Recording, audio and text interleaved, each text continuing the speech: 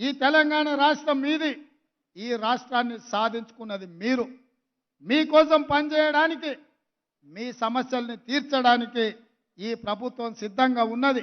ఏ విధంగా అయితే public service commission నుంచి పోటీ పరీక్షల నోటిఫికేషన్లు విడుదల చేస్తామో పోటీ పరీక్షలకు ప్రిపేర్ కాండి. మీరు సన్నద్ధులు కాండి. ప్రభుత్వంలో ప్రైవేట్లో ఉద్యోగ ఉపాధి అవకాశాలు కల్పించే బాధ్యతగా నేను తీసుకుంటా. మీకోసం కృషి చేస్తా. రాబోయే 10 సంవత్సరాలు నిరంతరం రోజుకు 24 గంటలు 10 ఏళ్ళు మీకోసం కొట్లాడతా.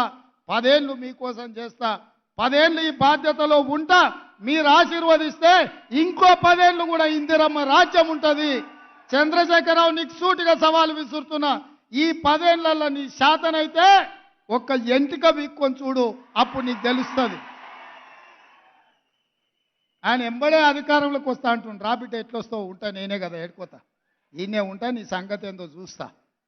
కాబట్టి మిత్రులారా, ఆయనకు శాసనసభలకు రావడానికి అయితలేదు, కానీ నల్లగొండకు పోయిండు. అందుకే ఇవాళ అట్లాంటి మాటల మాయలో పడకండి. 10 ఏళ్ళు ఆయన కుర్చీలో ఉండి తెలంగాణకు రావాల్సిన నీళ్లు తీసుకురాలే, కట్టాల్సిన ప్రాజెక్టులు కట్టలే. 10 ఏళ్ళు చేయలేని పని 60 రోజుల్లో అన్ని సమస్యలు పరిష్కరించుకుంటూ ముందుకెళ్తున్నాం. ఇవాళకి 69 రోజులు అయింది. ఏం చేయలేదు అప్పుడే ఈ ప్రభుత్వం అని ఇవాళ మమ్మల్ని శాపనార్థాలు పెడుతున్నాడు. మీరు ఆలోచన చేయండి. 3665 రోజులు ఉన్న చంద్రశేఖరరావు కృష్ణానది జలాలలో ఆంధ్రప్రదేశ్కు 512 టీఎంసీ నీళ్లను కేటాయించి తెలంగాణకు రావాల్సిన హక్కులను తాకట్టు పెట్టి 299 టీఎంసీలు ఈ 10 సంవత్సరాలు శాశ్వతంగా వాళ్లకు రాసిచ్చిండు. 10 ఏళ్ళు ఆయన రాసిస్తే నేను వచ్చిన 10 రోజుల్లోనే ఆ నీళ్లు తేలేదని నన్ను తిడుతున్నాడు. ఇవాళ మీరు చెప్పండి, ఆయన సంతకం పెట్టడమే ఇవాళ గుదిబండగా మారింది.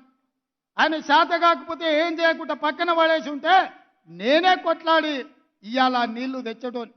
ఇవాళ నువ్వు పెట్టిన సంతకాలు మా పాలిట గుదిబండగా మారినాయి.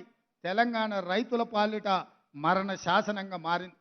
ఇవాళ నువ్వున్నప్పుడే కదా నవంబర్ 30 తారీఖు నాడు తెలంగాణలో ఎన్నికలు ఉంటే గ్రామాలలో యువకులు ఎన్నికల నిర్వహణలో ప్రజారాజ్యాన్ని, ప్రజాప్రభుత్వాన్ని ఎన్నుకోవాలని అందరు ఆ కార్యక్రమాలలో బిజీగా ఉంటే మీ చీకటి మిత్రుడు జగన్మోహన్ రెడ్డి గారు వందలాది మంది పోలీసులను నాగార్జున సాగర్ మీదకి పంపించిండు.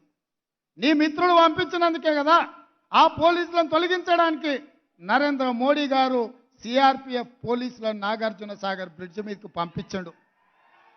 జగన్మోహన్ రెడ్డి ఆక్రమించుకోకపోయిన ఉంటే నరేంద్ర మోడీ సిఆర్పిఎఫ్ బలగాలను అక్కడికి పంపిండేవాడు కాదు.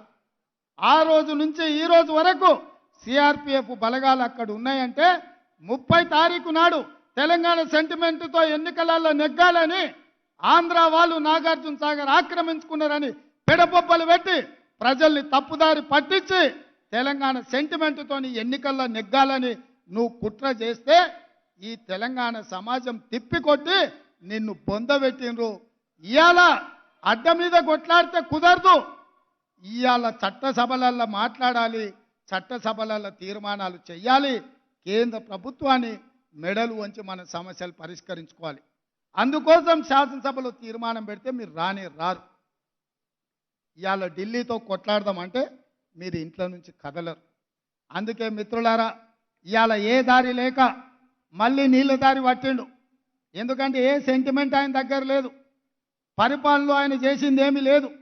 ఇవాళ కాళేశ్వరంలో 1,00,000 కోట్లు ఖర్చు పెడితే 1,00,000 ఎకరాలకు నీళ్ళు ఇవ్వలేదని ఇవాళ విజిలెన్స్ అండ్ ఎన్ఫోర్స్మెంట్ నుంచి మొదలు పెడితే వివిధ విచారణ సంస్థలు నివేదికలు ఇచ్చినాయి.